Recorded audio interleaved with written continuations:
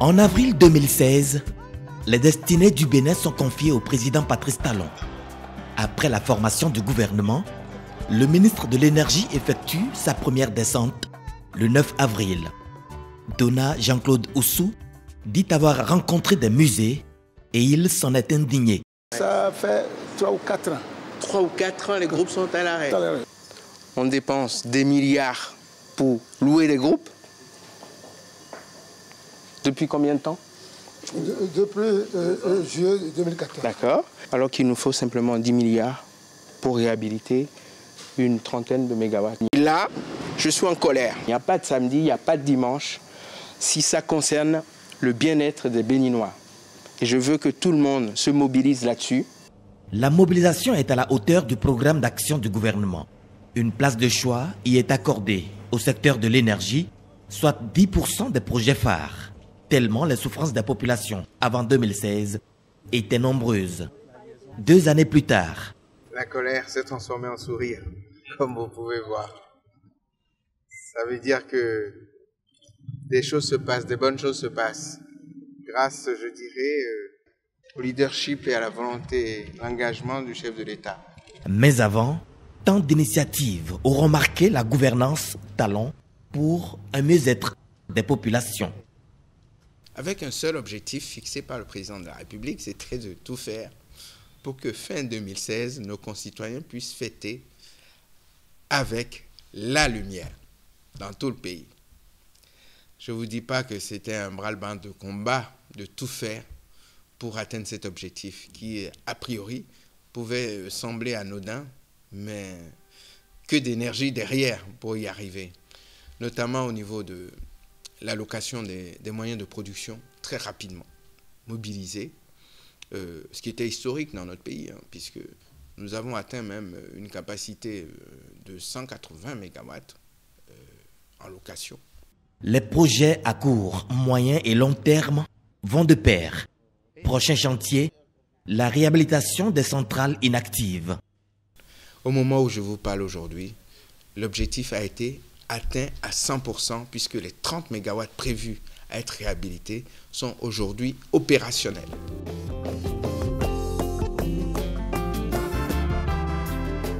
Le projet a pris corps effectivement pratiquement en fin d'année 2016 où nous avons contracté le marché avec le fabricant de ces centrales-là, de ces moteurs, le développeur de solutions d'énergie Varsila Industrie qui effectivement a mobilisé le chantier à partir de novembre 2016 et aujourd'hui nous avons dans un premier temps en septembre 2017 fait une réception partielle de 20 MW sur les 3 sites et aujourd'hui je peux vous dire que nous avons entièrement fini les travaux sur les 3 sites où nous avons atteint les objectifs de départ du projet pour les 30 MW.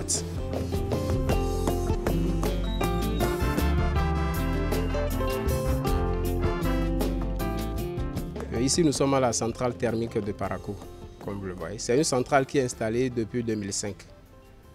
Mais en 2016, il y a un nouveau vent qui a soufflé sur cette centrale, qui a consisté à la réhabilitation de 6 groupes. Cela suppose que les grands travaux de révision de 12 millions ont été effectués. Et cela suppose également qu'on a une puissance disponible de 12 MW. En matière d'électricité, on peut se frotter les mains parce qu'actuellement, à la pointe, Parakou a une demande de 12 MW. Et Dieu aidant, avec le gouvernement actuel, avec son soutien, son apport, 6 groupes ont été réhabilités ici. Donc on peut dire que les 6 groupes peuvent tenir tout Parakou parce que Parakou fait 12 MW au total.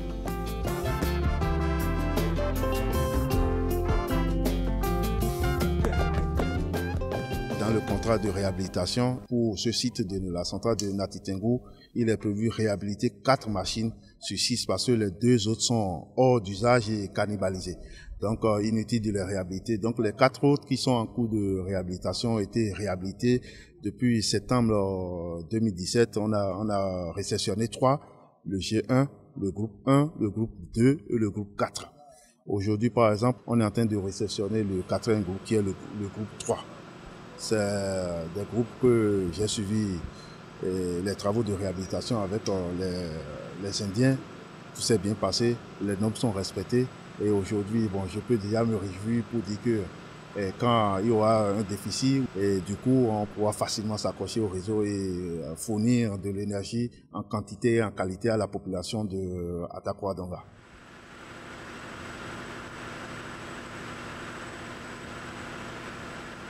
La réhabilitation de ces ex-musées s'est également achevée à Porto-Novo. L'opérateur indien Vatsila est fier du respect de l'engagement pris par le gouvernement béninois qui fait école dans l'espace ouest africain. This project is very interesting as it is a very old power plant which was not functioning. L'État a vraiment aidé Vatsila. En même temps, l'État a fait tout son possible avec le support de la SB2E pour qu'on puisse finir ce projet à temps. Franchement, là, actuellement, on a une grande puissance sur le réseau. On remercie en fait l'État béninois et le support de la SB2E. Donc, moi, je vois cette vision vraiment performante et je pense que d'ici quelques années, au Bénin, on verra d'autres projets d'énergie qui sont en cours. Je pense que c'est une bonne politique. Very good purpose, very good reason.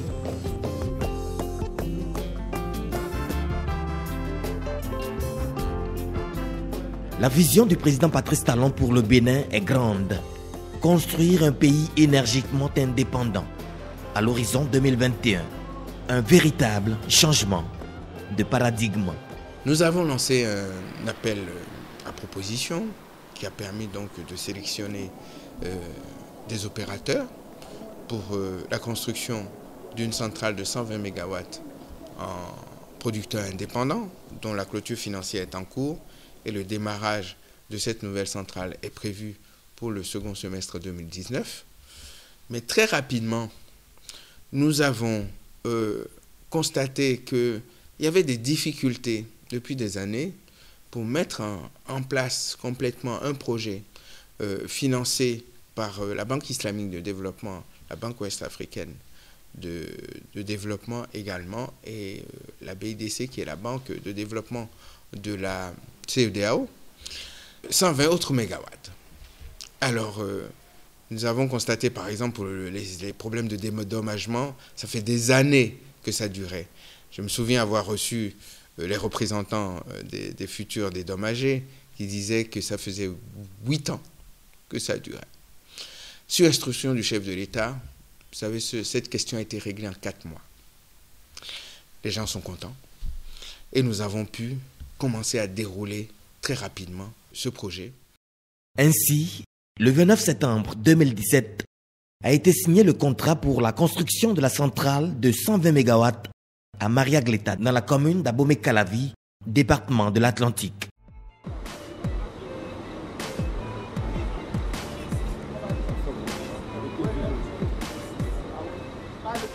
En septembre 2018, le Bénin accueille les moteurs lourds destinés à construire cette centrale. Ce sont des moteurs qui sont fournis par notre partenaire MAN Énergie Solutions, des moteurs de 18,9 MW qui sont des machines à 4 temps et extrêmement fiables et qui ont la particularité d'être bicarburants, c'est-à-dire qu'ils peuvent tourner soit au gaz, soit au fioul, selon la volonté de l'opérateur. C'est des chargements de plusieurs centaines de tonnes. Ce n'est pas tous les jours qu'on fait des convoyages de ce type, qui nécessitent un balisage, je dirais, particulier, qui nécessite une sécurisation extrême.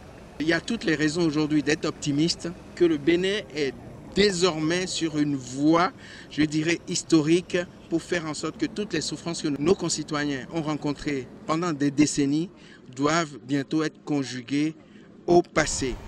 Une main-d'œuvre importante, constituée essentiellement de Béninois, a été conviée à construire cette centrale électrique. Nous avons atteint 90% de taux de livraison de l'ensemble des équipements qui ont été commandés. Et les travaux se poursuivent.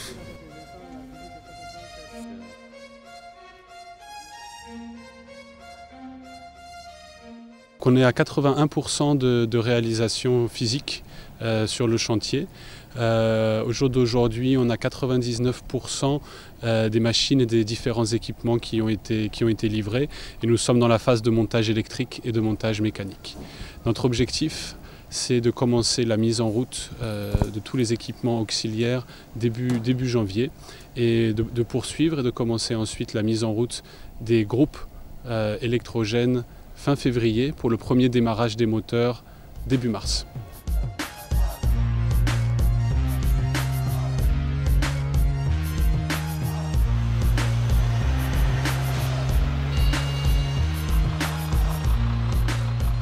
Nous avons un suivi journalier du DGSBE, un suivi hebdomadaire, mensuel et bimensuel du ministre de l'Énergie qui d'ailleurs tous les 2 mois est sur le terrain, et nous avons un suivi sans faille de la haute autorité qui, à chaque instant, lorsqu'il y a un blocage qui retarde ce projet, nous ne savons même pas d'où il a l'information, mais il fait les actions concrètes, et c'est ça qui fait qu'aujourd'hui, nous sommes en train de gérer un projet dont le niveau d'obstacle a été minimisé par le gouvernement.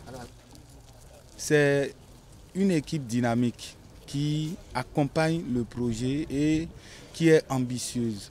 Une équipe ambitieuse de résultats et de respect des délais. Nous pouvons rassurer l'opinion et nos autorités au plus haut niveau que les paris seront gagnés, les délais seront tenus et la qualité de la centrale sera irréprochable.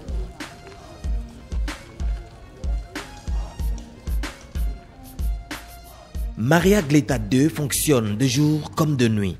L'usine revêt aujourd'hui un fort caractère social, puisque les retombées sont multiples et multiformes pour les populations. C'est essentiellement de la main-d'œuvre béninoise. Nous avons, je pense qu'au cours de l'été, nous avions jusqu'à 1000 personnes qui travaillaient sur le site lorsque nous étions au pic d'activité pour le génie civil.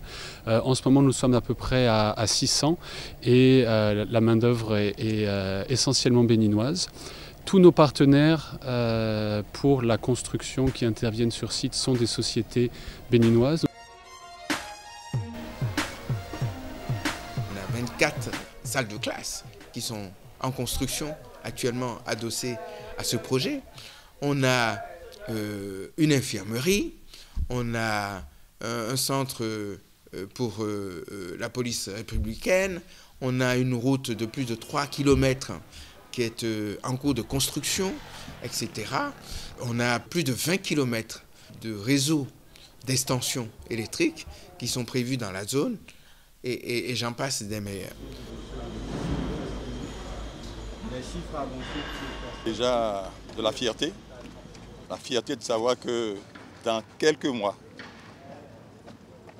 de cette petite localité d'Abomey-Calavi, et donc du département de l'Atlantique, nous allons chasser complètement l'obscurité du Bénin. Je voudrais saluer la maestra du chef de l'État et le leadership du ministre de l'Énergie. Je crois que vous avez compris que nous avons fini enfin de gérer le Bénin à la petite semaine. Et que maintenant, c'est de la méthode. C'est une bonne organisation. Et patiemment, nous allons vers une grande nation.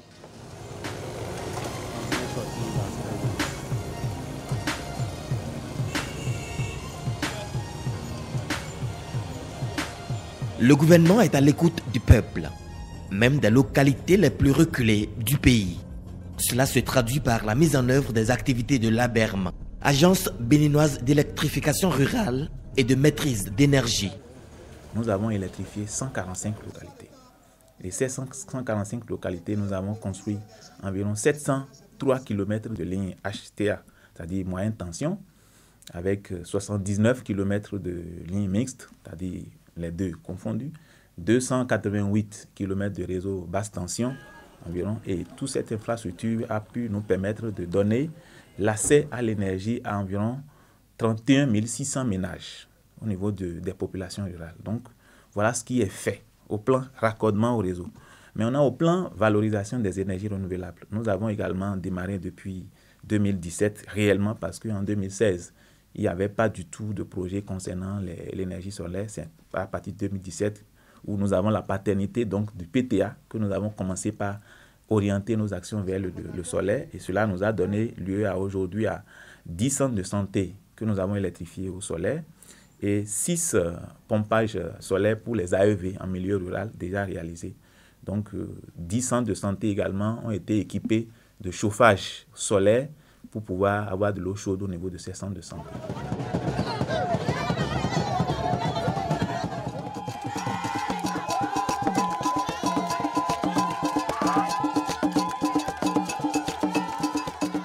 En 2 ans, des milliers de ménages ont été impactés sur l'ensemble du territoire national.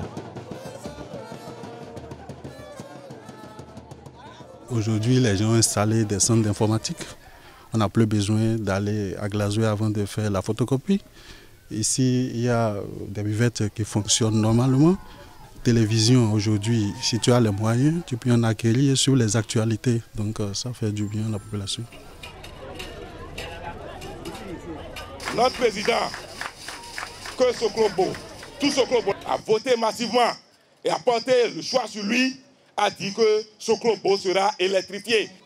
Et aujourd'hui, l'électrification de Soklobo est devenue une réalité le 18 octobre 2018. Avant l'arrivée de l'électricité, le village de Komdia était sombre, totalement sombre. Sauf ceux qui sont un peu natifs qui utilisaient les groupes. Et l'usage du groupe, par mois, vous n'avez pas moins de 45 000 francs. Bon, avec l'arrivée de l'électricité, vraiment nous sommes à l'aise. Puisque entre-temps, même quand il n'y avait pas ici, on allait tous à Waké pour la fabrication de toutes ces choses-là. Maintenant, c'est sur place. Voilà l'impact important qui n'est pas du tout à oublier. Ils nous ont mis dans des conditions où on n'a même pas besoin de la grande ville maintenant. Et c'est ça qui fait partir les jeunes vers les villes.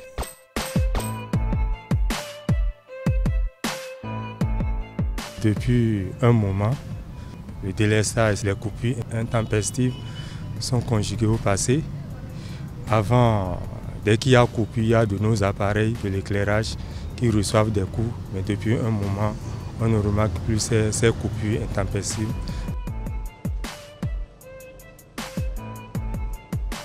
D'abord, nous étions à Kobli, dans l'arrondissement de Datori, pour la mise en service des installations électriques. Et là-bas, il faut dire que les populations sont très contentes.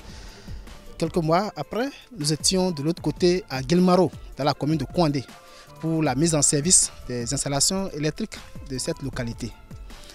De même, à Natitengu, nous étions de l'autre côté de Kwandata pour la mise en service également des installations électriques. Et tout ceci avec la roulette de la Berme.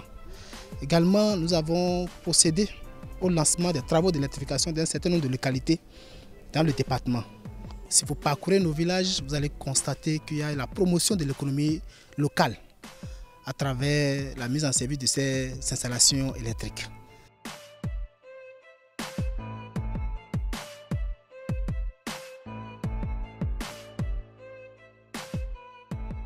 J'ai circulé pendant longtemps avec le directeur régional Ouémé Plateau sur ces axes-là. C'était dans l'obscurité. On était vraiment malheureux de vivre sur ces grands axes de Porto-Novo dans l'obscurité. Et aujourd'hui, le constat est là, c'est des axes éclairés. Et nous sommes heureux de vivre cela avec la communauté, toute la communauté de Porto-Novo. Je vous dis que la lumière était attendue et la lumière est là. Dans la capitale, on le ressent à travers l'éclairage de la plupart des grands axes. Et c'est le lieu de remercier le ministre de l'Énergie et le gouvernement pour cette décision qui a été prise et qui s'est traduite par les actions que la SBE a menées suite à cette décision et ces instructions.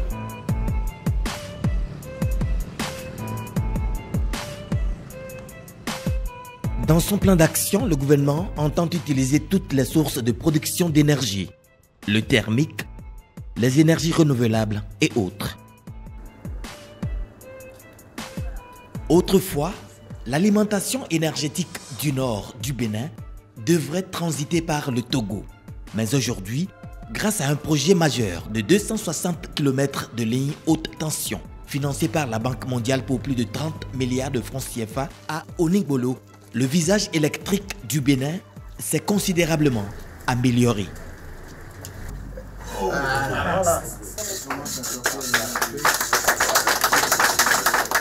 Nous avons vu tout à l'heure, dans la mise en œuvre de ces installations, quand on les a lancées, que très rapidement, la tension a évolué favorablement à un niveau plus qu'acceptable. Ce qui veut dire quoi? Qui veut dire que c'est la qualité au quotidien qui s'améliore. C'est la concrétisation du plan d'action du gouvernement qui avance. Et quand le PAG avance, je dis c'est le Bénin qui avance, grâce au soutien notamment de la Banque mondiale aujourd'hui et que j'attends encore demain plus encore parce qu'il y a beaucoup à faire. Je suis très impressionné et satisfait de la qualité des travaux. Et pour nous, la Banque mondiale, c'est vraiment un exemple concret de ce qu'on fait dans le monde pour combattre la pauvreté, pour apporter plus de services aux populations. C'est pour nous quand même une fierté parce que c'est un projet qui datait de très longtemps mais qui n'a pas eu l'attention que le gouvernement actuel lui a accordée. En 2 ans de gouvernance, le gouvernement a désormais le secteur de l'énergie en main. Les Béninois ont définitivement tourné dos au délestage. C'est un secteur dans lequel la vision du gouvernement est claire. C'est un secteur où des actions, des réformes sont de nature à donner une visibilité claire à nos concitoyens. Que ce soit des consommateurs de grande envergure, ce qu'on appelle les grands comptes, que ce soit les artisans, ou que ce soit les ménages. Nous avons un indicateur qui est très simple, qui n'est pas politique, qui est très pragmatique. Ce sont les nombres d'heures que tournent nos groupes électrogènes.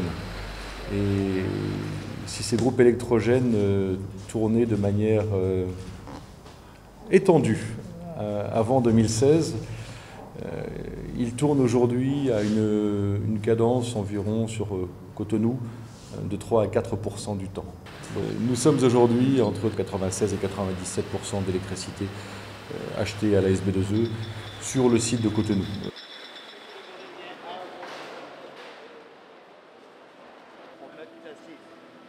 Des satisfactions qui trouvent toute leur justification, puisque grâce au deuxième compact du Millennium Challenge Account, la Société béninoise d'énergie électrique bénéficie d'un contrat plan assorti de plusieurs chantiers prospectifs. Nous allons recruter un partenaire stratégique qui prend les rênes et qui gère correctement le contrat plan 2017-2019 pour atteindre les objectifs de performance qui sont identifiés. Nous avons également le devoir de veiller à tous les projets de production dans le secteur de l'énergie renouvelable, parce que le programme Compact 2 intègre un volet renouvelable, y compris le programme Défi-Sol, qui va permettre également d'avoir un parc de production d'énergie renouvelable d'environ 100 MW. Nous avons signé avec un partenaire du Nigeria qu'on appelle Paras Energy, une puissance de transit, de complémentaire d'importation de 60 MW. Lorsque je prends par exemple le délai de raccordement d'un client, nous avons mis la barre où nous devons respecter les 15 jours maximum pour pouvoir alimenter un client dès qu'il fait la demande de compteur.